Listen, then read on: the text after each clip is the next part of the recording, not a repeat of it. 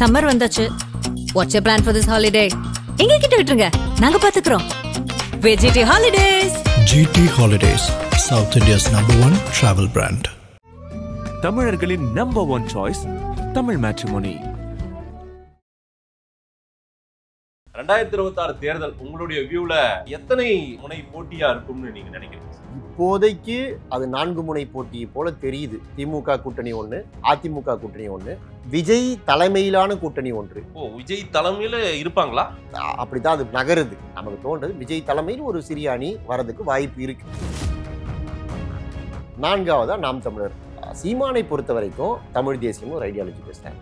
தனியா இருந்து நம்மளுடைய பலத்தை காட்டுவோம் அப்படின்னு நினைக்கிறாரு. மெல்ல மெல்ல அது ஸ்லோ அண்ட் ஸ்டடியா அந்த கட்சி வளர்ந்துகிட்டே வருது. அதனால அவருக்கு நான் ஆட்சிக்கு வரணும், சிஎம் ஆகணும்னு அவர் சொல்லவே இல்லை. அதனால அவருடைய அஜெண்டால அவர் கரெக்டா இருக்கு. திமுக கூட்டணி கூட இன்னும் உறுதியாகல அப்படின்னு தான் சொல்றீங்க? இன்னும் உறுதியா இல்ல. அது இப்ப இருக்கு. அது யாருமே 100% இவங்க எல்லாருமே அப்படியே இருப்பாங்க அப்படின்னு எழுதி தரவே முடியாது. 3-4 வியூக நிறுவனங்களை வேலைக்கு பணியமர்த்திருக்காங்க திமுக.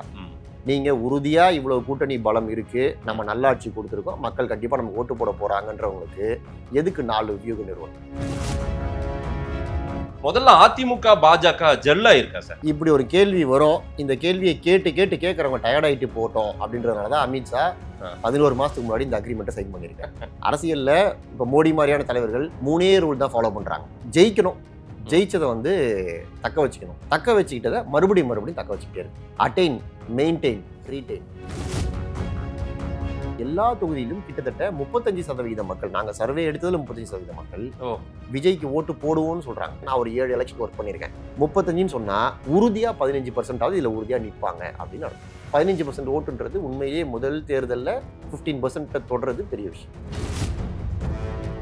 இந்த 40 வயசுக்கு மேல ஒருத்தர் 2 பேர் நான் விஜய்க்கு போடுறேன்னு சொல்றாங்கன்னு சொன்னல. ஆமா, அவங்க எல்லாம் பசங்களால இன்ஃபுளுன்ஸ் ஆகி இப்ப நான் ஒரு அம்மா கிட்ட கேட்கறேன், அந்த அம்மா எல்லாம் விஜய்க்கு போட போறான், ஏங்க என் பொண்ணு அங்கதான் சொல்றா, என் பையன் அங்கதான் போட போறானா, அதனால நானும் ஓட்டு போடுறேன். பேரண்ட்ஸ் இவங்க இன்ஃபுளுன்ஸ் பண்றாங்க. பேரண்ட்ஸ் போய் பசங்களை பேரண்ட்ஸ் போய் படினாலே படிக்க மாட்டா, நீ ஓட்டு போடுன்னா சொல்ற கட்சிக்கு ஓட்டு போடுறா.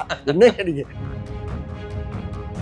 கிட்டத்தட்ட சீமானுடைய ஆடியன்ஸும் விஜயோட ஆடியன்ஸும் ஓவர்லாப்பிங் ஆடியன்ஸ் தான். கிட்டத்தட்ட ஓவர்லாப்பிங். நீங்க சொல்றத பார்த்தா இளைஞர்கள் வசீகரம் தமிழ்நாட்டில் அதிகமா இப்ப விஜய்க்கு தான் இருக்குன்றீங்க. விஜய்க்கு தான் ஓட்டு அரசியல்.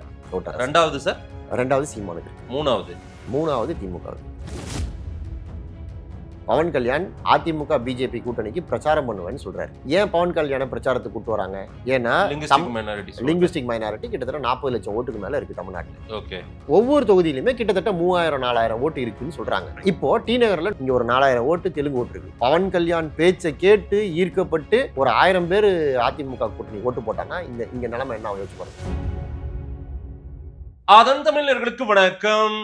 பல்வேறு துறைகளில் ஆக சிறந்த ஆளுமைகளை சந்தித்து நாம் நேர்காணல் எடுத்து வருகிறோம். அந்த வகையில் நம்மோடு இணைந்திருக்கிறார் தேர்தல் வியூக வகுப்பாளர் திரு பார்த்திபன் அவர்கள். அவரிடம் கேட்பதற்கு நிறைய இருக்கின்ற வாரங்களோடமே கேட்போம். வணக்கம் பார்த்திபன் சார். வணக்கம்.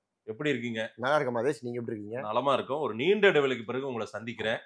ஒரு 10 மாதம் இருக்கிறது தேர்தலுக்கு. இருந்தாலும் உங்களுடைய சர்வே இன்றைக்கு களச்சூழல் எப்படி இருக்கிறது, இந்த 2026 தேர்தல் எப்படி இருக்கும் அப்படின்னு கேட்டு மக்களுக்கு கொடுப்போம் அப்படின்னு தான் நான் அழைச்சேன். 2026 தேர்தல் உங்களுடைய வியூல எத்தனை முனை போட்டியா இருக்கும்னு நீங்க நினைக்கிறீங்க சார்? இப்போதைக்கு அது 4 முனை போட்டி போல தெரியுது. சரி. திமுக கூட்டணி ஒண்ணு, அதிமுக கூட்டணி ஒண்ணு, சரி, விஜய் தலைமையிலான கூட்டணி ஒன்று. விஜய் தலைமையில இருப்பாங்களா? அப்படித்தான் அது நகருது. இன்னைக்கு மேக கூட்டங்களுடைய நடமாட்டத்தை பார்க்கும் பொழுது சரி நமக்கு தோன்றது விஜய் தலைமையில் ஒரு சிறிய அணி வரதுக்கு வாய்ப்பு இருக்கு. அது 3வது அணி. 4வதா நாம் தமிழர் சீமான். ஸோ இது பிரதானமா 4 முனை போட்டியாக இன்னைக்கு தேதிக்கு இப்ப நம்ம பேசுற மே மாத கடைசியில இதுதான் நிலவரம். இது போக போக விஜய் மெல்ல அதிமுக பக்கம் வந்துருவார் அப்படின்னு அதிமுக தலைவர்கள் உறுதியாக நம்புறாங்க. சரி. அப்படி அந்த பக்கம் போயிட்டாரு அப்படின்னா அது 3 முனை போட்டியா மாறிடும். அட் எனி காஸ்ட் நான் போறது இல்லைன்றத சீமான் உறுதிப்படுத்திட்டார். அதனால அவர் எந்த கூட்டணிக்கும் போக மாட்டார்ன்றத உறுதிப்படுத்திட்டார். வேட்பாளர்கள் தேர்வுகள்லாம் அங்க நடக்க ஆரம்பிச்சிருச்சு. அதனால இந்த டைலமா இருக்கிறது விஜய் சைட்ல மட்டும்தான். இதை நான் ஒவ்வொன்றா தனியா பிரிச்சு கேட்கணும்னு நினைக்கிறேன். திமுக கூட்டணின்றது ஒரு நீண்ட காலமாவே ரொம்ப நீடிச்சுட்டு வர்ற ஒரு கூட்டணி. இது இன்டாக்டா அப்படியே தான் பயணிக்கும்னு நீங்க நினைக்கிறீங்களா 26லயும்? நான் இல்ல, முதலமைச்சர் ஸ்டாலின் அப்படி நினைக்க மாட்டார். நினைக்க மாட்டாரா? ஏன்னா நீங்க இவ்வளவு காலம் பயணிச்ச கூட்டணி நீங்கள் ஆட்சியில் இல்லாத போது உருவாகி ஆட்சியை பிடிக்கணும்ன்ற ஒற்றை நோக்கத்தோடு பயணித்த கூட்டணி. சரி, நீங்க ஆட்சியில உட்கார்ந்த பிறகு சந்திக்கிற முதல் தேர்தல் இது. அது ஒரு மேஜர் டிஃபரன்ஸ். ஏன்னா எல்லாருக்கும் ஒரு கனவு வந்திருக்கும், ஆட்சிக்கு வந்த பிறகு இது நம்ம ஆளும் கூட்டணி, இதனால நமக்கு இந்த பலன்கள்லாம் கிடைக்கும், இல்ல இந்த ஆட்சி இப்படி இருக்கும் அப்படின்னா நினைச்சிருக்கலாம் கூட்டணி கட்சிகள். இப்போ மக்கள் மத்தியில எப்படி அதிருப்தி ஆன்டி இன்கம்பன்சி வருதோ அதே போல கூட்டணி கட்சிகள் மத்தியிலையும் ஆன்டி இன்கம்பன்சி எல்லாம் வரும். அதெல்லாம் எந்த அளவுக்கு தீவிரமாகுது, அந்த வச்சுட்டு அவங்க எந்த அளவுக்கு தங்களுடைய பார்கெனிங் பவரை ஏத்துறாங்கன்றதெல்லாம் பொறுத்து தான் 26 இந்த கூட்டணி இன்டாக்டா இருக்குமா அப்படின்னு சொல்ல முடியும். இப்போ உறுதியா இருக்காங்களே அவங்க எல்லாருமே, திமுக அணியோடு தான் பயணிப்போம், 2026லும் திமுக ஆட்சி தான் அப்படின்னு சொல்றாங்களே. இது மே மாசம், இன்னும் 10-11 மாசம் இருக்கு. சரி, இப்பவே இல்லைங்க திமுக கூட எங்களுக்கு முரண்பாடு இருக்கு, வரவங்க வாங்க நம்ம பேச்சு நடத்தலாம் அப்படின்னு சொல்றதுனால அவர்களுக்கு என்ன லாபம்? அந்த ஸ்டீம் போயிடும். இப்ப நீங்க பேச ஆரம்பிச்சீங்கன்னா 2 மாசம் 3 மாசத்துக்குள்ள இதை நிறைய பேசி, இதெல்லாம் நம்ம தமிழ்நாடு அரசியல் நிறைய பார்த்திருக்கோம். தேமுதிக இந்த வேலைகளை செய்யறது, ஒரே சமயத்தில் திமுகவோடும் அதிமுகவோடும் பேசுனதெல்லாம் நம்ம பார்த்திருக்கோம். அதனால இவர்கள் எல்லாருமே சீசன்டு பொலிட்டீஷியன்ஸ், யாருமே நேத்து கட்சி ஆரம்பிச்சவங்க கிடையாது. கம்யூனிஸ்டுகள், திருமா, பாமக எல்லாருமே சீசன்டு பொலிட்டீஷியன்ஸ். அவர்களுக்கு இடம் பொருள் ஏவல் தெரிந்து ஒரு வேலையை செய்யணும் அப்படின்றது பாலபாடம். அது அவர்களுக்கு நல்லாவே தெரியும். அதனால இப்ப அவங்களுடைய கார்ட்ஸை காமிக்க மாட்டாங்க. என்னுடைய பார்வையில இது திமுக அணிக்கு கொஞ்சம் பொருந்தாது அப்படின்னு நான் சொல்றேன். ஏன்னா அவங்க ஒரு ஆப்ஷன் இருக்கான்னு பார்க்கும்போது அந்த பக்கம் பிஜேபின்ற ஒரு கட்சி அதிமுகவோட இருக்குது. அப்படின்னும் போது அந்த ஆப்ஷன் எல்லாம் விஜய் ஆப்ஷன் எடுக்கணும். விஜய் ஆப்ஷனை எடுக்கிறதுனா விஜய் ஏத்துக்கிட்டு போகணும், விஜய் முதல்வர் வேட்பாளர்னு சொன்னோம். அந்த 2 சிக்கல் இருக்குல்ல. அப்படின்னும் போது அவங்களுக்கு திமுக தானே சரியான ஆப்ஷனா இருக்கும், திமுக கூட்டணியில இருக்கக்கூடிய இந்த கட்சிகளுக்கு. இப்ப இது மேலோட்டமா பார்க்கும்போது நீங்க சொல்றது சரி. ஆனா கட்சிகள் லேயர் லேயரா சிந்திப்பாங்க. அவர்களுக்கு ஒட்டுமொத்தமா ஒரு கட்சி எப்படி சிந்திக்கும் அப்படின்னா, நிறைய இடங்களை வாங்க வேண்டும், வாங்குற இடங்கள்ல பெரும்பாலான இடங்கள்ல ஜெயிக்கணும், நாம ஜெயிக்கிற அணி ஆட்சியில அமரணும். சரி, இதுதான் ஒரு கட்சி பிரதானமா யோசிக்கக்கூடிய விஷயம். மற்ற எல்லாமே நான் ஃபேக்டர்ஸ் தான். அதெல்லாம் மக்கள் மத்தியில பேசுறதுக்கு, இல்ல பாஜக கூட கூட்டணி வைக்க மாட்டோம் அப்படிலாம் பேசுறதுக்காக அது பயன்படுமே தவிர, திரை மறைவில் அவங்க எதுக்கு முக்கியத்துவம் கொடுப்பாங்க அப்படின்னா இதுக்கு தான் முக்கியத்துவம் கொடுப்பாங்க. எங்க போனா அதிக சீட்டு கிடைக்கும், எங்க அதிக சீட்டு கிடைச்சாலும் நம்மளால ஜெயிக்க முடியும். அதிக சீட்டு கிடைச்சி ஜெயிக்கவே இல்லைன்னா அது பிரயோஜனம் இல்லை. நாம இருக்கிற அணி வெற்றி பெறுமா வெற்றி பெறாதா, இதுதான் பிரதானம். இதை வச்சுதான் அவங்க முடிவுகள் எடுப்பாங்களே தவிர, பாஜக கூட்டணி இருக்கு பாஜக இல்லைன்றதெல்லாம் வெளியில பேசுறதுக்கு ஊடகத்துல சொல்றதுக்கு சொல்லுவாங்க. நான் இதை ஏற்கனவே கூட சில பேட்டிகளை சொன்னேன். கலைஞரை விட பாஜக எதிர்த்தவர்கள் யார் இருக்காங்க? பண்டாரங்களின் கட்சின்னு சொன்னாரு, அவர் இந்துனா திருடன்னு சொன்னாரு. இப்படியெல்லாம் பயங்கரமா ப்ரொவோகேட்டிவான ஸ்டேட்மெண்ட்ஸ் எல்லாம் கொடுத்துருக்காரு. அவரே பாஜக கூட கூட்டணி வச்சுக்கிட்டாரு.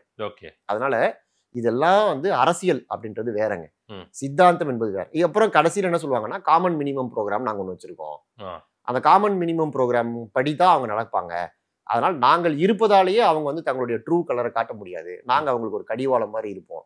அரசியல்ல 1000 பேசலாம், அதெல்லாம் பேசுறதுக்கு வெளியில உண்மையில் முடிவெடுக்கும் போது எதை யோசிச்சு முடிவெடுப்பாங்க அப்படின்னா, நான் சொன்னேன் இந்த விஷயங்களை யோசிச்சுதான். நம்ம கட்சிக்கு இதனால என்ன லாபம், நம்ம ஆட்சியில உட்காருவோமா மாட்டோமா, உட்காரலன்னா கூட எதிர்கட்சியா இருக்கும்போது கூட வலுவா இருப்போமா, இதனால என்ன லாபம்? சுய லாபத்தை யோசிக்காம எந்த அரசியல் கட்சியும் அரசியல் செய்யவே முடியாது. ஒரு ஸ்ட்ராட்டஜிஸ்டா திரு பார்த்திபன் பார்வையில திமுக கூட்டணி கூட இன்னும் உறுதியாகல அப்படின்னு தான் சொல்றீங்க? இன்னும் உறுதியா இல்ல, அது இப்ப இருக்கு.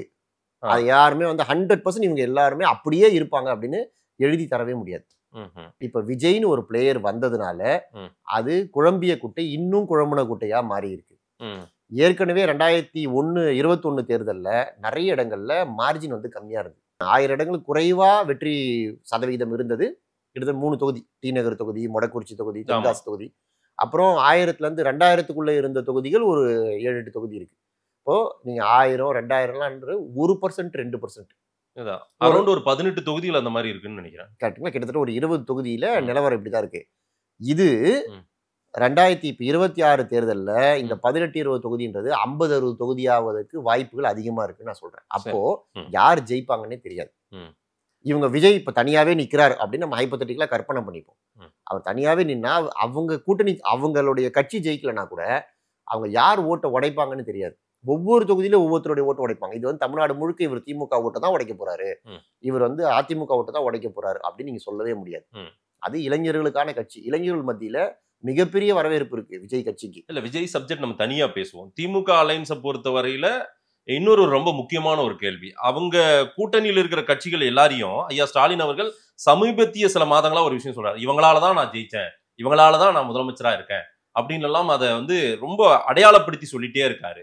அப்படி சொல்லக்கூடிய ஐயா ஸ்டாலின் அவர்களே வந்து நீங்க என்ன சொல்றீங்க, அவரே கூட அப்படி நினைக்க மாட்டாருன்னு எப்படி சொல்ல வரீங்க? இதை திரும்ப திரும்ப பதிவு பண்ணிட்டே இருக்காரு. அவங்களுக்கு ஏன் அப்படி சொல்றேன்னா அவங்களோட செயல்பாடுகள். நான் ஏற்கனவே கூட ஒரு இதுல சொன்னேன், 3-4 வியூக நிறுவனங்களை வேலைக்கு பணியமர்த்தியிருக்காங்க திமுக. அவரோட சொந்த நிறுவனம் பெண் இருக்கு. இது இல்லாம ரிஷியோட நிறுவனத்தை பயன்படுத்துறாங்க, ராபின் சர்மாவோட ஷோ டைமை பயன்படுத்துறாங்க, இன்னும் சில சின்ன நிறுவனங்கள் கூட பேசுறாங்க. நீங்க உறுதியா இவ்வளவு கூட்டணி பலம் இருக்கு, நம்ம நல்லாட்சி கொடுத்துருக்கோம், மக்கள் கண்டிப்பா நமக்கு ஓட்டு போட போறாங்கன்றவங்களுக்கு எதுக்கு 4 வியூக நிறுவனம்?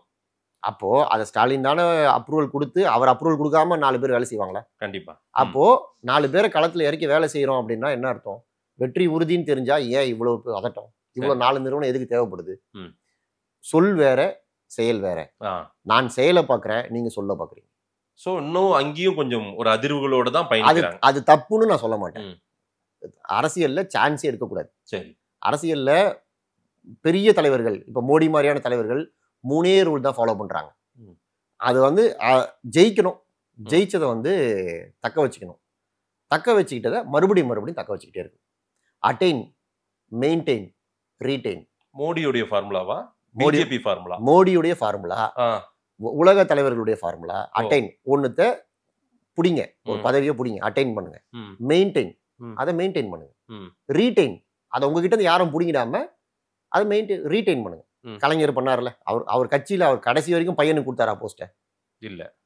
அண்ணாதுரை கிட்ட இருந்து அவர் அந்த பதவியை அட்டைன், மெயின்டைன், ரீடைன் கடைசி வரைக்கும். இது ஆட்சி கட்சி எல்லாத்துக்கும் பெருந்தலைவர்களுக்கு இதுதான் பிலாசபி. அதனால அதை பண்றதுக்கு ஸ்டாலின் இது போன்ற வேலைகளை செய்வது தவறு கிடையாது. நீங்க இன்னும் கூட 4 வியூக நிறுவனத்தை வச்சுக்கலாம், இன்னும் கூட 4 கூட்டணி தலைவர்கள் கூட பேசலாம், அதெல்லாம் தப்பு நான் சொல்ல. ஆனா கிரவுண்ட் அவ்வளவு ஈஸி இல்லைன்னு அவருக்கு முழுசா புரிஞ்சதுனால தான் அவர் இவ்வளவு எஃபர்ட் போடுறாருன்னு சொல்றேன். அடுத்து அதிமுக கூட்டணி, அதுக்கு என்டிஏ அலைன்ஸ்ன்ற பேரை சொல்றாங்க. முதல்ல அதிமுக பாஜக ஜெல்லா இருக்கா சார்? பிஜேபி அதிமுக தொண்டர்கள் கேடர்ஸ் 2 பேருமே ஏத்துக்கிறாங்களா? அதை இப்படி ஒரு கேள்வி வரும். இந்த கேள்வியை கேட்கறவங்க டயர்ட் ஆயிட்டு போட்டோம் அப்படின்றதுனாலதான் அமித்ஷா 11 மாசத்துக்கு முன்னாடி இந்த அக்ரிமெண்ட்டை சைன் பண்ணிருக்காரு. இந்த கேள்வியை நீங்க இன்னைக்கு கேட்கலாம், திருப்பி நாளைக்கு கேட்பீங்க, நாளைக்கு கேட்பீங்க, என்கிட்ட கேட்பீங்க, இன்னொரு 10 பேர்ட்ட கேட்பீங்க. 4 மாசம் கழிச்சு நீங்களே கேட்க மாட்டீங்க, டயர்டாகி விட்டுருவீங்க. சரி, அப்படி டயர்டாகி அவங்களாம் போட்டோம். அதே மக்களும் முதல்ல ஜெல் ஆகலையா, மறுபடியும் அடுத்தடுத்த ஆக்டிவிட்டி. இன்னைக்கு ஒரு ஆக்டிவிட்டி நடத்துறாங்கன்னு வச்சுக்கோங்களேன், அதிமுகல லோக்கல்ல இருக்க பிஜேபி காரங்க கூப்பிடுறாங்க, இல்ல லோக்கல்ல ஒரு பிஜேபி ஒரு விஷயம் நடத்துறாங்க, அதிமுக காரங்க கூப்பிடுறாங்க, வரல. சரி, அடுத்த வாரம் ஒன்று நடத்துறாங்க, அதுக்கு அடுத்த வாரம் நடத்துறாங்க.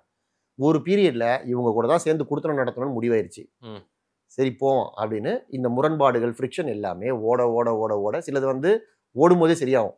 அப்படி வந்து 3-4 மாசத்துல சரியாகட்டும்ன்றதுனால தான் அவர் முன்னாடியே வந்து 11 மாசம் முன்னாடி இந்த அக்ரிமெண்ட்டை சைன் பண்றாரு. இன்னொன்னு, அமித்ஷாவை போன்ற ஒரு ஸ்ட்ராட்டஜிஸ்ட்டை நம்ம பார்க்க முடியாது. இந்தியா முழுக்க பல தேர்தல்களுக்கு வியூகம் வகுக்கிறதுல ஒரு பெரிய ஆள். அவங்க 11 மாசத்துக்கு முன்னாடி இந்த அக்ரிமெண்ட்டை சீல் பண்றாங்க அப்படின்னா இது ஒரு முக்கியமான காரணம். ஃப்ரிக்ஷன் இருந்தாலும் ஃப்ரிக்ஷன்லாம் இது சுவிட்ச் போட்டோம்னா லைட் எரியிற மாதிரி கிடையாது, சுவிட்ச் ஆஃப் பண்ணோம்னா லைட் ஆஃப் ஆகாது. ஃப்ரிக்ஷன் வந்து மெல்ல மெல்ல தான் உருவாகும், மெல்ல மெல்ல தான் சரியாகும்.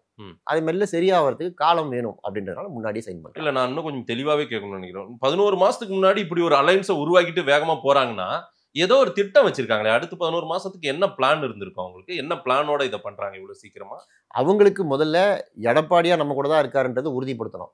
ஓகே, அவரை நீங்க தனியா விட்டீங்கன்னா, அவர் நாளைக்கு விஜய் கூட ஒரு அலையன்ஸை ஃபார்ம் பண்ணி பிஜேபி தனியா விட்டாருன்னா, ஓகே, நீங்க விஜய் கூட போயிட்டு வாங்க, சரி நம்ம உட்காந்து பேசுவோம், அப்படி அரசியல் தானே பேசி அவர் ஒரு கூட்டணி, வலுவான கூட்டணி அமைச்சிட்டாருன்னா, பாஜக ஒரு கட்சியாக அவங்களுக்கு தமிழ்நாட்டில் கால் ஊனணும். இன்னைக்கு தனியா வந்து அவங்களால கால் ஊன முடியாது. சரி, அதனால ஏதாவது ஒரு பிரதான கட்சியோட துணை அவங்களுக்கு தேவைப்படுது. இன்னைக்கு அதிமுக அதுக்கு வாகான கட்சியா இருக்கு. அதனால அதிமுகவோட துணையோடு தமிழ்நாட்டில் இந்த எலெக்ஷன்ல கால் ஊன ட்ரை பண்றாங்க. திமுக அலைன்ஸ் இன்டாக்டா இருக்கு, நாங்க ஒரு வடிவம் பெற்று விட்டோம்னு திருமாவளவன் சொல்றாரு. ஆனா இங்க வடிவமே இல்லையாங்க, ஆளாளுக்கு ஏற்கனவே இருந்தவங்களே ஒன்னா சேரலீங்களே அப்படின்னு சொல்றாருல்ல. இங்க ஒன்னாவே சேரல என்டிஏ அலைன்ஸ்ல. அதுதாங்க இப்போ இது 2 சேர்ந்து இருக்கு. நான் என்டிஏ, நீங்க என்ன மெல்ல மெல்ல என்டிஏ அலையன்ஸ்க்கான ஸ்போக்ஸ் பர்சன் மாதிரி மாத்திராதீங்க. இல்ல இது நீங்க திருப்பி திருப்பி கேட்கும்போது நான் வந்து அதிமுகவுக்கு வக்காலத்து வாங்குற மாதிரியான ஒரு துணி வந்துடும். சரி, நான் ஆஸ் எ ஸ்ட்ராட்டஜிஸ்டா என்னோட அப்சர்வேஷன் என்ன சொல்றேன்னா, ஒண்ணு அங்க இருக்கு, ஆ. அதுக்கு எதிராக ஒரு அணியை அமைக்க முயற்சி நடக்குது. ஓகே. அப்போ இதையும் நம்ம கம்பேர் பண்ண முடியாது. அது ஆல்ரெடி ஆட்சியில இருக்கு, இது ஆட்சியில வருவதற்கான முயற்சியில இருக்கு. அப்போ இதுக்கு நிறைய பேர் பேக்டோர்ல நெகோசியேட்லாம் பண்ணிக்கிட்டே இருப்பாங்க. அவங்களோட நெகோசியேஷன் எப்போ அவங்க விரும்பின விஷயங்கள் கிடைக்குதோ அப்பதான் உள்ள வருவாங்க. அது வந்தாலும் இல்ல கடைசி நிமிஷத்துல வரேன் அப்படின்னு சொல்லிட்டு அது வரைக்கும் நான் தனியா போய் பெர்ஃபார்ம் பண்றேன். நம்ம நீங்க கேட்கறதெல்லாம் pre poll alliance, post poll alliance எல்லாம் பார்த்துருக்கிறோம் இந்தியாவில் பல மாநிலங்கள்ல. அதனால ப்ரீ போல் அலையன்ஸ் 11 மாசத்துக்கு முன்னாடி எல்லாருமே ஒரு பக்கம் வந்து எல்லாரும் அவங்கவுங்க இடத்துல போய் நின்றுக்காங்க. நீங்க ABC இதான் டீம் அப்படின்னு உறுதிப்படுத்தணும். அப்படின்னா நம்ம டைம் ஃப்ரேம்லாம் வைக்க முடியாது. நாம் தமிழர் கட்சி தனித்தே போட்டி வேட்பாளர்கள் ஒவ்வொன்றா அனௌன்ஸ் பண்ணிட்டே வந்துட்டே இருக்காங்க பெரும்பாலும். இது என்ன மாதிரி மூவ்? மறுபடியும் மீண்டும் தனித்து போட்டி இல்ல அதற்கான அவருக்கான முயற்சிகளும் இருந்ததா? அவர் அலைன்ஸ் கொண்டு வரதுக்கான முயற்சிகளும் நடத்தினாங்களா? ஏதேனும் இருந்ததா? அது எல்லா இடங்கள்லயும் நடக்குங்க. நடந்துதான் எனக்கு உறுதியாக தெரியாது. ஆனால் அதிமுக தரப்பிலும் பேசினாங்க, விஜய் தரப்பிலும் பேசினாங்க அப்படின்னு சொல்றாங்க. இதெல்லாம் வந்து சம்பந்தப்பட்ட தலைவர்கள் ஒத்துக்கிட்டாதான் உண்டு, இல்லைன்னா அது வதந்தி தான். சீமானை பொறுத்த வரைக்கும் அவர் ஒரு ஐடியாலஜி பேசுறாரு, தமிழ் தேசியமும் ஒரு ஐடியாலஜி பேசுறாங்க, இங்க திராவிட கட்சிகள் ஒரு ஐடியாலஜி பேசுறாங்க.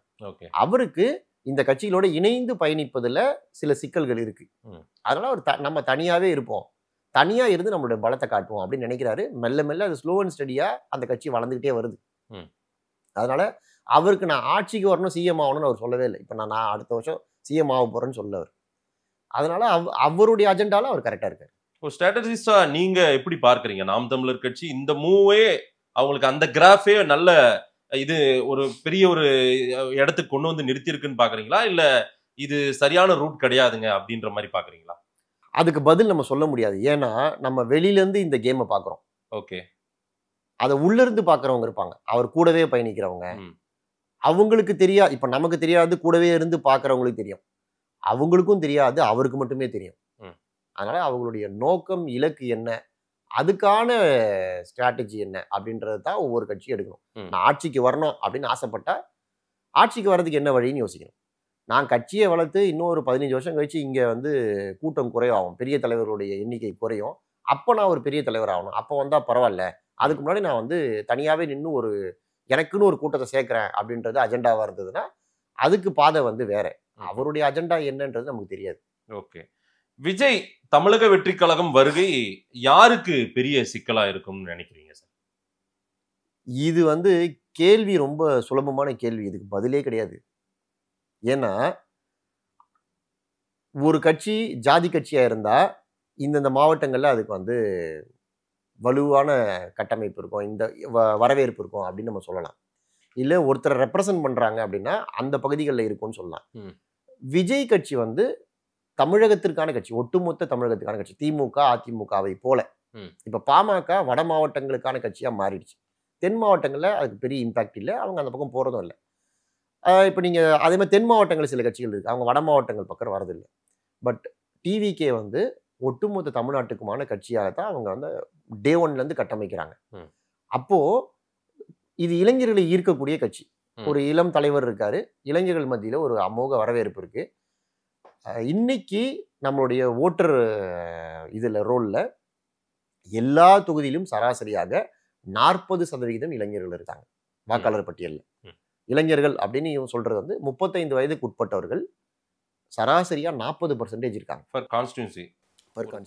அது வந்து வெறும் வட தமிழ்நாட்டுல மட்டும், கொங்குல மட்டும் அப்படிலாம் இல்ல. 40% இருக்காங்க. இல்ல அவ்வளவு பேரும் ஓட்டு போடுவாங்களான்றது தெரியாது. அது ரெண்டாவது. ஓகே. இப்ப நீங்க தமிழ்நாட்டுல சென்னை, இப்போ நீங்க படிச்சவங்கன்னு சொல்றோம், நம்ம அண்ணா நகர்ல எவ்வளவு பேர் ஓட்டு போடுறாங்க, பெசன் நகர்ல எவ்வளவு பேர் ஓட்டு போடுறாங்க, அது அடுத்த கேள்வி. ஓட்டு போடக்கூடாதுன்னு ஒண்ணும் இல்லைல்ல, ஓட்டு போட வந்தா என்ன ஆகும்? 40%ன்றது ஒரு பெரிய சங்கு. 40% யங்ஸ்டர்ஸ் இருக்காங்க. 234 தொகுதியிலும் தொகுதிக்கு 40% இருக்காங்க. ஓகே. இது ஆவரேஜா, சில தொகுதிகள் அது 45% இருக்கலாம், சில தொகுதிகள் 35% இருக்கலாம். ஓகே. ஆவரேஜா 40% இருக்கு.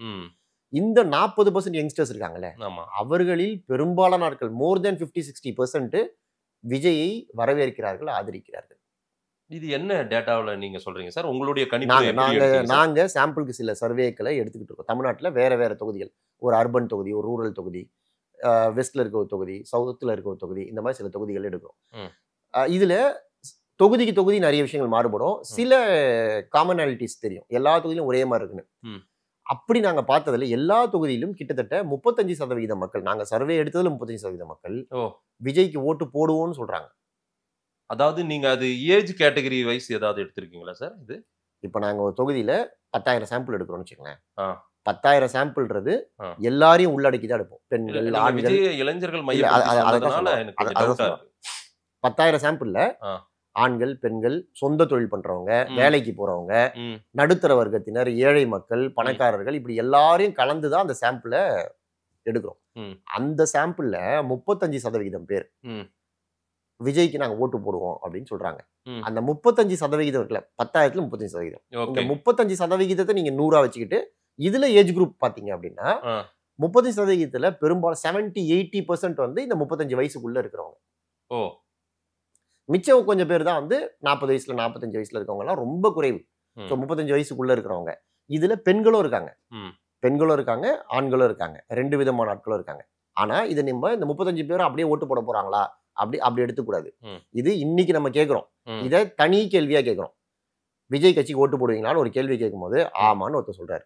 அடுத்து உங்க தொகுதியில் திமுகவுல இவர் நிக்கிறாரு, அதிமுகல இவர் நிக்கிறாரு, இல்ல திமுக கூட்டணியில திமுகவே நிக்குது, அதிமுக கூட்டணியில அதிமுக நிக்குது, டிவிகேல ஒருத்தர் நிக்கிறார். இப்ப யாருக்கு ஓட்டு போடுவீங்கன்னு நீங்க கேள்வி கேட்டீங்கன்னா இந்த 35-30 ஆகும். அப்படின்னா நான் திமுக தான் போடுவேன்.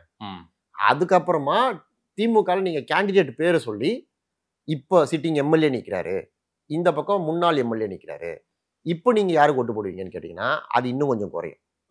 அப்புறம் எலெக்ஷனுக்கு நெருக்கத்துல அங்கங்க பணப்பட்டுவாடா நடந்திருக்கும், தேர்தல் வாக்குறுதி வந்திருக்கும், அதுல வந்து கட்சிகள் வாக்குறுதி கொடுத்துருப்பாங்க. இப்ப 1000 ரூபாய் மகளிர் கொடுக்குறாங்கல்ல, அந்த மாதிரி நாங்க அடுத்தது ஆட்சிக்கு மறுபடியும் வந்தோம்னா 2000 ரூபாய் ஆக்குறோம்னு சொல்றாங்கன்னு வச்சுக்கோங்க ஒரு பேச்சுக்கு.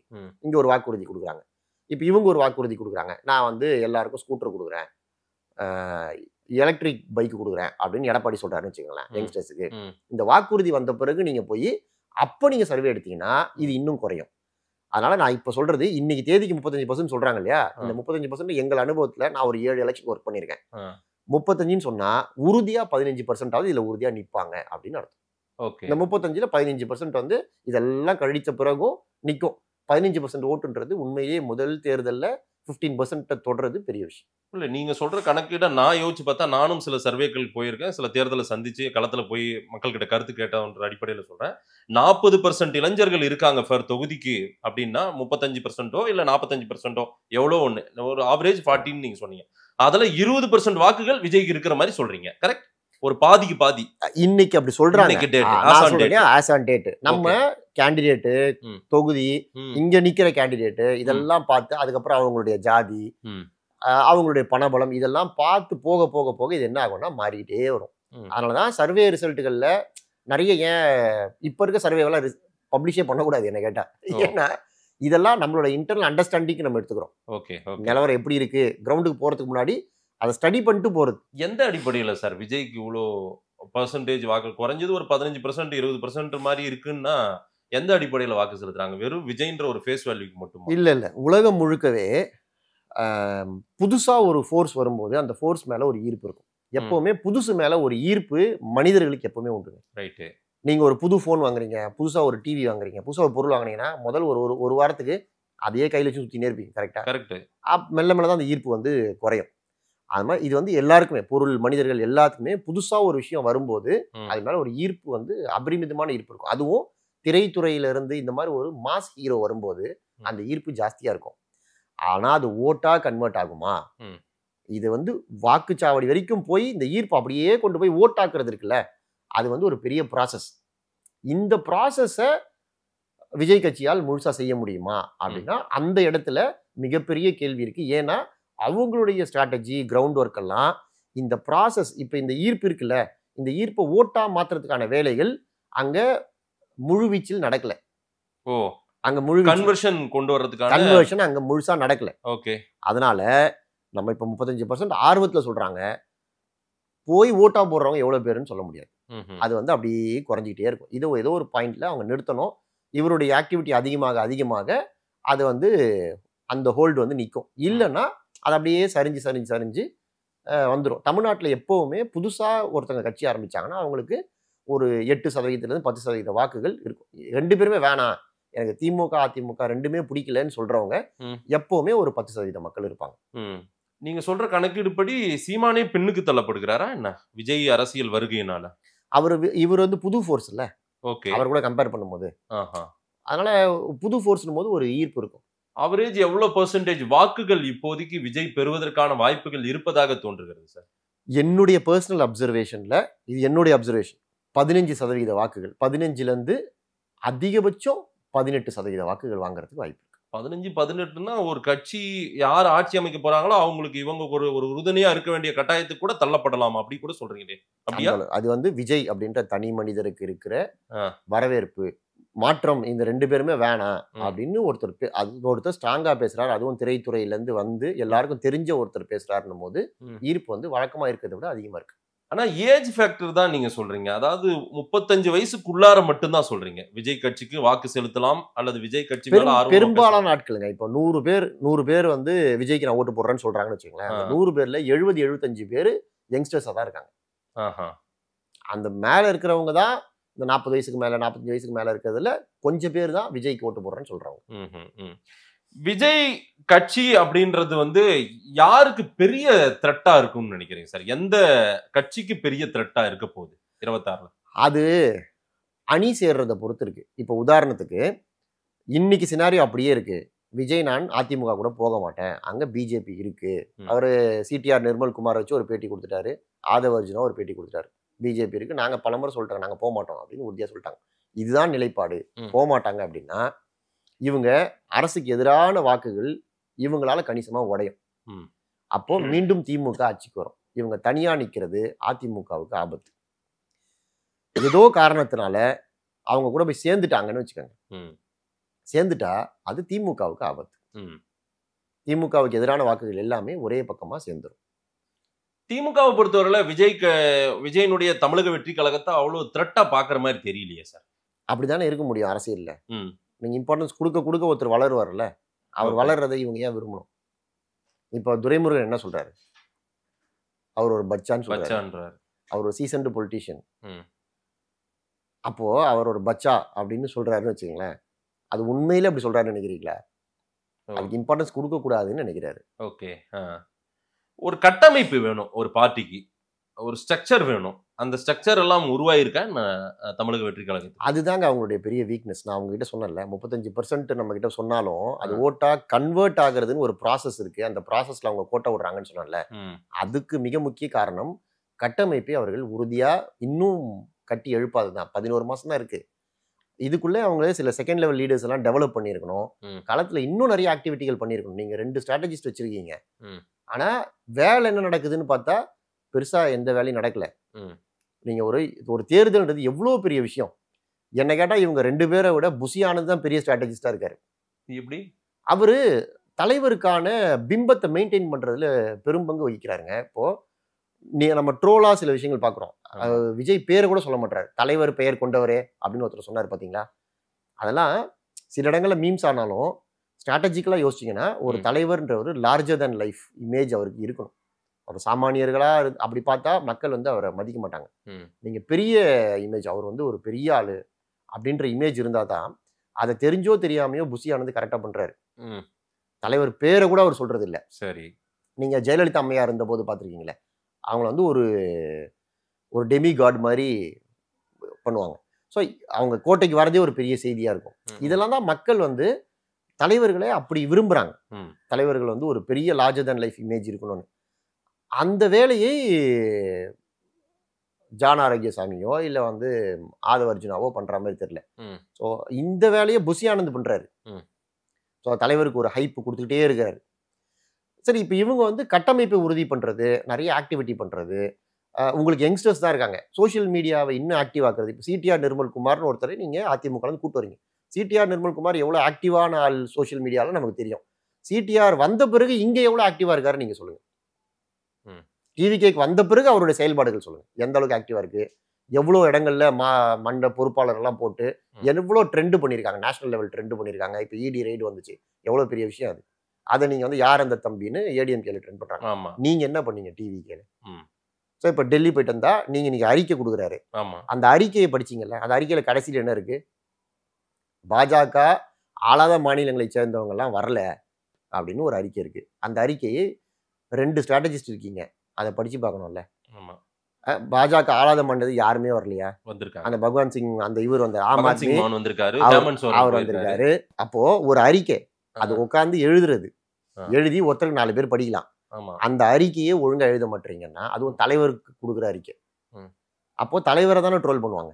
இல்ல நீங்க சொல்ற ஒரு வியூக வகுப்பாளரா நீங்க சொல்றதே உங்களுக்கு கிரவுண்ட்ல வேற மாதிரி இருக்கியா, நீ என்ன இதெல்லாம் பண்ணுகிறேன்றீங்க நீங்க. ஆமா, உங்களுக்கு கிரவுண்ட்ல உண்மையிலேயே வரவேற்பு இருக்கு, அவருக்கு வரவேற்பு இருக்கு. அதை வந்து நீங்க எடுத்து பாக்கெட்ல போட்டுக்கிற வேலையை கூட நீங்க செய்யாம நீங்க உங்களுக்குள்ளேயே சட்டை போட்டுக்கிட்டு உள்ளே உட்கார்ந்துட்டு இருந்தீங்கன்னா இது எப்படி நீங்க கன்வெர்ட் பண்ணுவீங்கன்னு கேட்கிறேன். அதாவது 15% இல்லைங்க, 20% கூட ஓட்டு வாங்கட்டும். சரி, 20% ஓட்டு வாங்கி ஒரு தொகுதிக்குள்ள ஜெயிக்கவே இல்ல விஜய் மட்டும் ஒரே ஒரு தொகுதியில ஜெயிக்கிறார் அப்படின்னா இதனால என்ன லாபம்? சரி, கடைசியில என்ன பேச போகுது? நீங்க ஜெயிச்சிங்களா தோத்தீங்களா? இப்ப டி நகர் 137 139 ஓட்டு வித்தியாசம் தானே. அப்ப நான் இதுலதான் தோத்துட்டேன்னு தோத்தவர் சொல்றதுனால என்ன பிரயோஜனம்? தோல்வி தானே. 10,000 வாக்குல தோத்தா என்ன, 130 வாக்குல தோத்தா என்ன? அந்த மாதிரி நீங்க 15-20% இல்ல 25% கூட வாங்கிக்கோங்க. வாங்கி நீங்க ஜெயிக்கல. இப்ப ஜெயிக்கிறதுக்கு 35-40% ஓட்டு வேணுமா? 1 லட்சம் ஓட்டு வாங்கணும். 35-40% வேணும். 35-40% இருந்தாதான் நீங்க ஒரு தொகுதியை ஜெயிக்க முடியும். நீங்க வெறும் 20% வாங்கி நான் 20% வாங்கிட்டேன் அப்படின்னு சந்தோஷப்பட்டுக்கிட்டீங்கன்னா அதனால என்ன லாபம்னு கேட்கிறேன். விஜய் ஒரு ஆள் ஜெயிப்பாரு, வேற யார் ஜெயிப்பாங்க? அந்த மாதிரி நீங்க ஆட்களையாவது ஐடென்டிஃபை பண்ணணும்ல. எங்க கட்சியில இவரெல்லாம் அடுத்த 2ஆம் கட்ட தலைவர்கள் இவங்கெல்லாம் போய் பேசுறாங்க, இந்த இஷ்யூவை பேச போறாங்க. உங்க கட்சி சார்பா யாரெல்லாம் பேசுறாங்க பொதுவெளியில வந்து?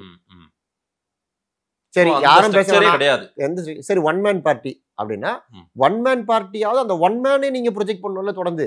இல்ல அந்த 1 மேனும் பேசணும் இல்ல, அந்த 1 மேனும் பேசணும்ல. இல்ல அவரையாவது நீங்க கிரவுண்ட் கூட்டு போனோம்ல. இல்ல அவர்தான் கூட்டு வர முடியலன்றாரு. அதையும் பாருங்க, அவர் தலைவர் கூட்டு வர முடியலங்க. நான் என்ன கேக்குறேன், 2 பக்கம் அறிக்கை அதை ஒழுங்கா எழுத முடியலன்றதுக்கு என்ன காரணம் சொல்லுவீங்க? அதை ஒழுங்கா எழுதலாம்ல. அதுல இந்த மாதிரி ஒரு ஃபேக்சுவல் எரர் ஏன் வருது? சோ இன்டெலெக்சுவலா பக்கத்துல வச்சுன்னு இல்லன்றீங்க நீங்க. வச்சிருக்கவங்க அவங்களுக்குள்ளே சண்டை போட்டுக்கிறாங்க, அவங்க அதுலதான் கான்சென்ட்ரேட் பண்றாங்களே தவிர அவருக்கு என்ன பண்றது, கிரவுண்ட்ல இது எப்படி ஓட்டா மாத்துறதுன்றதுல அவங்களுக்கு கவனம் இல்ல. அவங்களோட அட்டென்ஷன் ஃபுல்லா இன்டர்னல் ஃபைட்லயே இருக்குதுன்னு சொல்றேன். ரொம்ப தெளிவா சொல்லியிருக்காங்க. அது விஜய்க்கு ரொம்ப நேரம் நம்ம எடுத்துக்கிட்டோம். ரொம்ப முக்கியமா பேச வேண்டியது திமுக அதிமுக அது எப்பவுமே அவங்களுடைய வாக்குகள்னு வச்சிருக்காங்கல்ல, அது அப்படியே தான் இருக்கா இல்ல அது யாருது பெரிய சாதாரண? அது பெரும்பாலும் அப்படிதாங்க இருக்கும். ஏன்னா அது வந்து எப்படின்னா பிஹேவியர்ல வர ஓட்டு. பிஹேவியர்ல வர ஓட்டு எப்படின்னா இலைக்கு நான் ஓட்டு போட்டுனே இருப்பாங்க, இலைக்கு தான் ஓட்டு போடுவாங்க. அவங்களுக்கு வந்து இன்னும் எம்ஜிஆர் சின்னங்க அதனால இலைக்கு ஓட்டு போடுறான்னு சொல்றவங்களா இருக்காங்க. என் ஓட்டு எம்ஜிஆருக்குன்னுவாங்க. தங்க தமிழ்ச்செல்வன் ஒரு முறை பேசும்போது என்கிட்ட சொன்னார், தம்பி உனக்கு தான்ப்பா போட்டேன், ஒரு பாட்டி வந்து உனக்கு தான்ப்பா போட்டேன், இலையில தான் போட்டேன் அப்படின்னு சொல்லிட்டு போகுது. நான் இலையில இல்ல. ஒரு திமுக வந்த பிறகு சரி அந்த அம்மா நினைச்சுக்குதுன்னா அவருக்கு தான் போட்டிருக்கேன். அந்த அம்மாவுக்கு அவரெல்லாம் முக்கியம் இல்லை, அந்த அம்மாவுக்கு இலை தான் முக்கியம். இலை தான் முக்கியம். ஸோ அதனாலதான் சின்னத்தை பிடுங்கிட்டா ஏன் இவங்கெல்லாம் வந்து சின்னத்தை பிடுங்கினா பல பேர் சின்ன பின்னம் வைக்கலாம். ஆமா ஆமா, அது வந்து உங்களுடைய ஆழ் மனசுல பதிஞ்சது பிஹேவியர். சூரியனுக்கு ஓட்டு போடுறது, இலைக்கு ஓட்டு போடுறது, அது வந்து ஹார்ட்கோர் ஓட்டு, அது அப்படியே இருக்கும்.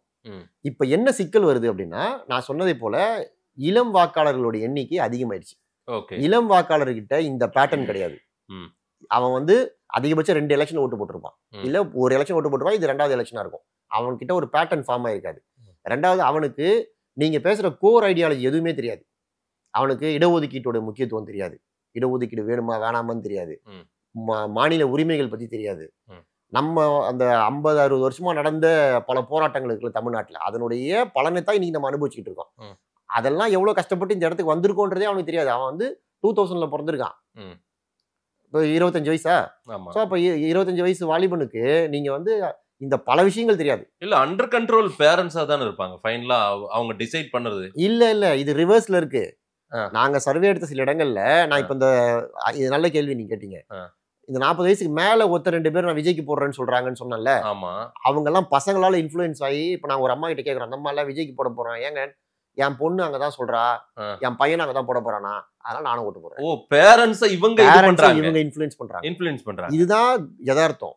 பேரண்ட்ஸ் போய் பசங்களை பேரண்ட்ஸ் போய் படினாலே படிக்க மாட்டா, நீ ஓட்டு போடுன்னா சொல்ற கட்சிக்கு ஓட்டு போடுவா. என்ன நீங்க பேரண்ட்ஸ் எப்படி இன்ஃபுளுன்ஸ் பண்ண முடியும்? பேரண்ட்ஸ் பேச்சு எவன் கேட்கறான்? இல்ல சார், திமுக வீடு திமுக கார குடும்பம், அது குடும்பம். அதிமுக கார வீடு அதிமுக குடும்பம். இது எனக்கு பர்சனல் அனுபவமே இருக்குங்க. குடும்பத்துக்குள்ளேயே அவர்கள் வந்து அப்பா திமுக இருக்காரு இல்ல அப்பா அதிமுக இருக்காரு. சரி, அது அப்பா. அவர் காலம் அவர் போட்டாருங்க, நான் விஜய்க்கு தான் போடுவேன்றாங்க. அவங்களும் இவங்களை கம்பல்லாம் பண்ணல. ஓகே, கம்பல் பண்ணல, அதெல்லாம் கம்பல்லாம் பண்ணல. தமிழ்நாட்டுல அது ஒரு இது இருக்குங்க. இந்த நம்ம பகுத்தறிவு எல்லாம் கிண்டல்லாம் பண்றோம், நிறைய மீம்ஸ் எல்லாம் இப்ப போட ஆரம்பிச்சிட்டாங்க. அது பகுத்தறிவுன்னு சொன்னாலே அது கிரிஞ்சு மாதிரி. ஆனா தமிழ்நாட்டுல எல்லாருமே அவங்கவுங்க சிந்திக்கிறதுன்றது பிற மாநிலங்களை கம்பேர் பண்ணும்போது இங்க அதிகமா தான் இருக்கு. நாங்க நிறைய பேர் கூட பழகுறோம், இதையே வேலையா செய்யறோம். அவன் சிந்திச்சு அவங்க எது சரின்னு தோணுதோ அதை தான் செய்யறான். இந்த பெரும்பான்மை வாக்குகள் இப்ப விஜய்க்கு ஏறக்குறைய இருக்கிற மாதிரி ஒரு அனுமானம் இப்ப கிரவுண்ட்ல சொல்றீங்க நீங்க. அது சீமானுக்கு தானே இது வரைக்கும் போயிருந்தது, கரெக்ட்? இவங்க 2 பேரையும் பிடிக்காதவர்கள் சீமானுக்கு போயிருந்தது. ரெண்டாவது சீமான் நல்லா பேசுறாரு, ஆக்ரோஷமா பேசுறாரு, இளைஞர்கள் மத்தியில ஒரு பெரிய ஈர்ப்பு இருந்தது. கிட்டத்தட்ட சீமானுடைய ஆடியன்ஸும் விஜயோட ஆடியன்ஸும் ஓவர்லாப்பிங் ஆடியன்ஸ் தான். கிட்டத்தட்ட ஓவர்லாப்பிங். இப்ப நான் இருக்கேன், எனக்கு சீமானை இவ்வளவு காலம் பிடிக்கும்னு வச்சுக்கோங்க. நல்லா பேசுறாரு, ஆக்ரோஷம் பேசுறாரு, இந்த 2 பேரும் நல்லா கேள்வி கேட்கிறாரு. இப்போ ஒருத்தர் வந்து கேள்வி கேட்கிறாரு, அண்ணனும் நல்லா கேட்கிறாரு. ஆனா என்கிட்ட இருக்குது ஒரு ஓட்டு தான். ஆமா, அதை நான் பூத்துக்கு போகும்போது முடிவு பண்ணுவேன். இல்ல அதுல ஸ்கோர் பண்ணிடுவாரு சீமான். நம்ம இப்ப முன்னாடியே சொல்ல முடியாது. இது அதான் சொல்றேன், இது ஒரு ஓட்டப்பந்தயம். இது ஒரு 10 ரவுண்டு ஓடுறாங்கன்னு வச்சுக்கோங்களேன். 2வது ரவுண்டு 3வது ரவுண்டு உட்காந்து நம்ம கமெண்ட்ரி பண்ணிருக்கோம். ஆமா சார், இது 3வது ரவுண்டு. 4வது 5வது ரவுண்டு ஓட யார் முன்னாடி போறாங்க யார் பின்னாடி போறாங்கன்றலாம் அதை பார்த்துதான் நம்ம சொல்ல முடியுமே தவிர இப்போ நம்ம சொன்னா நம்மளுடைய விருப்பு வெறுப்புகளை சொல்ற மாதிரி இருக்கும். நீங்க சொல்றத பார்த்தா இளைஞர்கள் வசீகரம் தமிழ்நாட்டில் அதிகமா இப்ப விஜய்க்கு தான் இருக்குன்றீங்க. விஜய்க்கு தான் ஓட்டு அரசியல்ல. ரெண்டாவது சார், ரெண்டாவது சீமானுக்கு இருக்கு. மூணாவது திமுகவுக்கு. திமுக இளைஞர்கள் அதிமுகவுக்கு கம்மியா தான் இருக்கு. இன்னும் அதிமுக வந்து ஒரு பாரம்பரிய கட்சியா, கிராம பகுதிகளில் ஹோல்டு வச்சிருக்க கட்சியா, பெண்கள் மத்தியில கொஞ்சம் ஹோல்டு வச்சிருக்க கட்சியா, ரூரல் கான்ஸ்டிடுவன்சிஸ்ல ஸ்ட்ராங்கா இருக்கிற கட்சியா தான் இருக்கு.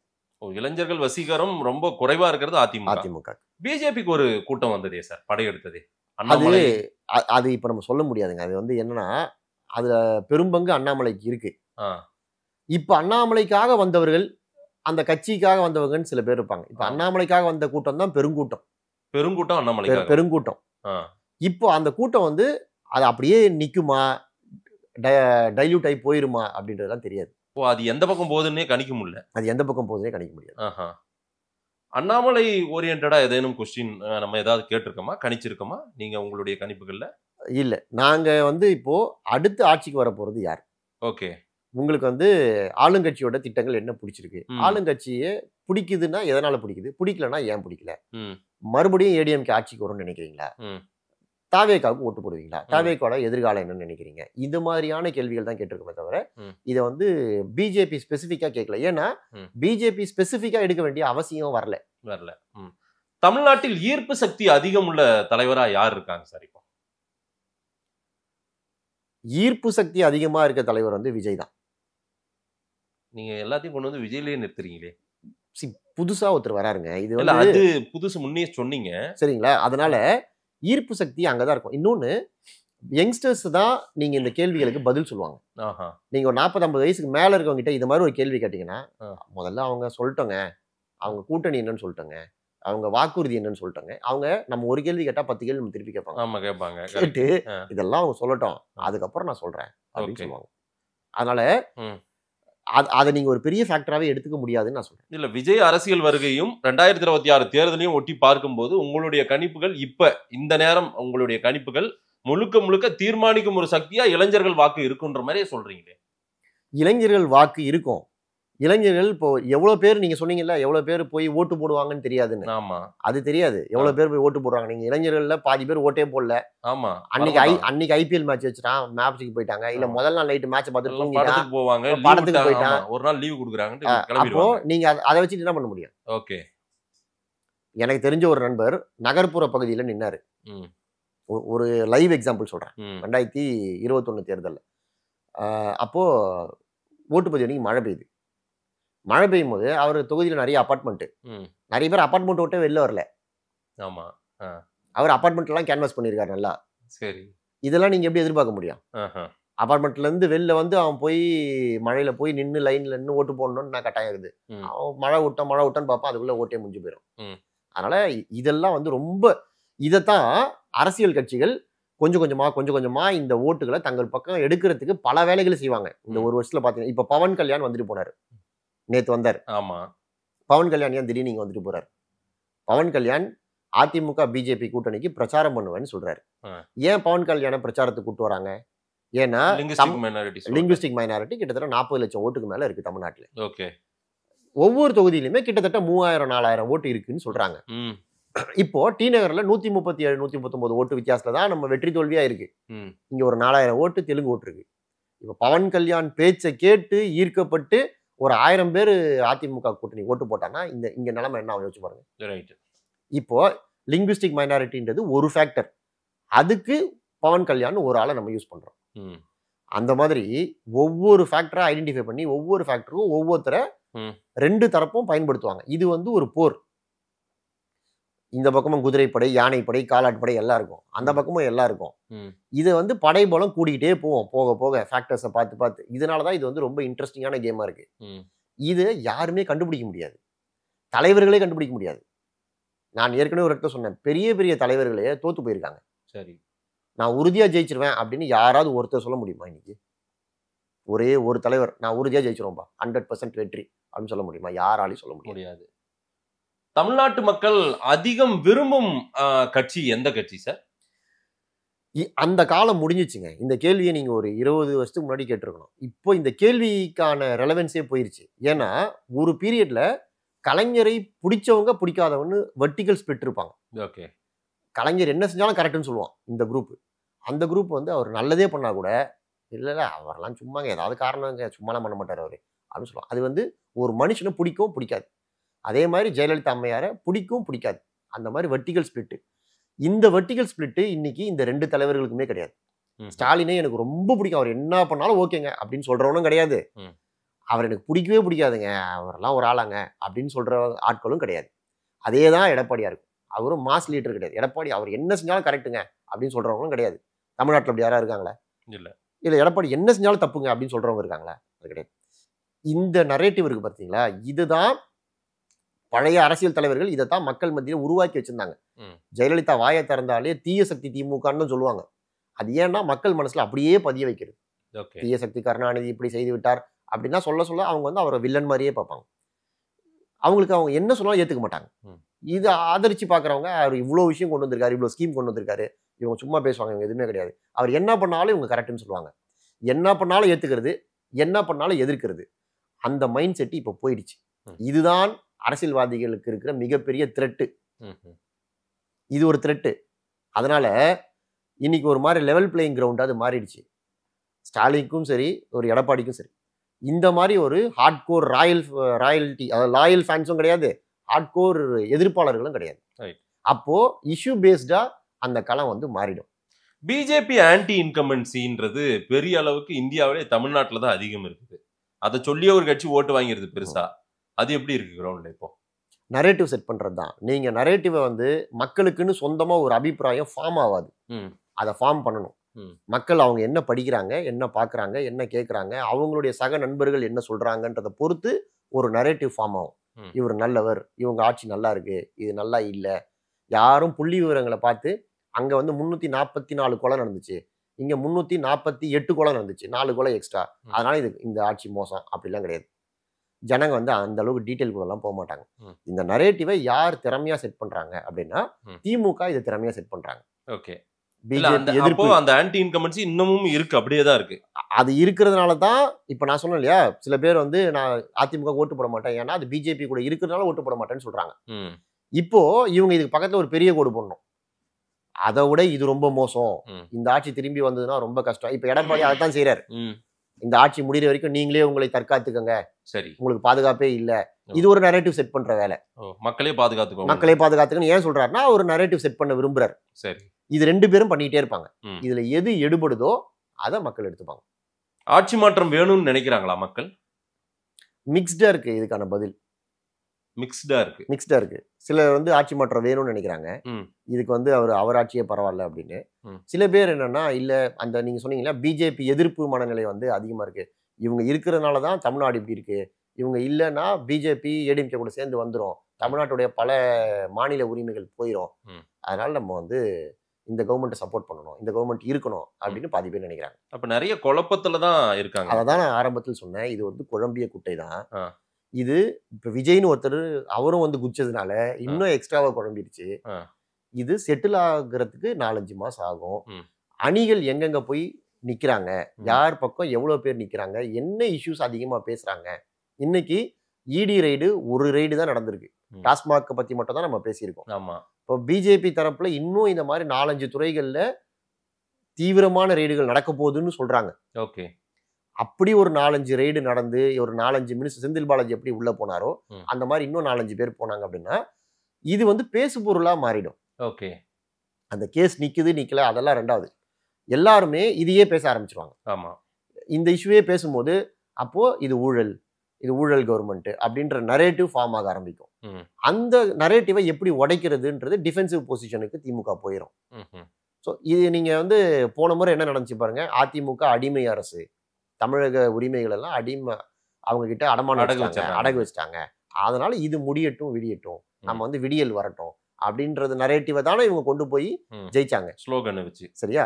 இப்போ நீங்க அதை வந்து லஞ்சம் ஊழல்னு சொல்லிட்டு இன்னைக்கு வந்து மறுபடியும் இவ்வளோ லஞ்சம் ஊழல் இவ்வளோ முறைகேடு நடந்திருக்கு அப்படின்னு அடுத்து வரும்போது மக்கள் அதை பேச ஆரம்பிச்சாங்கன்னா அப்போ அது பேசு பொருளா மாறும்போது அது திமுகவுக்கு தலைவலி ஆயிடும். நிறைய விஷயங்கள். நன்றி திரு பார்த்திபன் சார், நேரில் வந்து பேசுறேன்.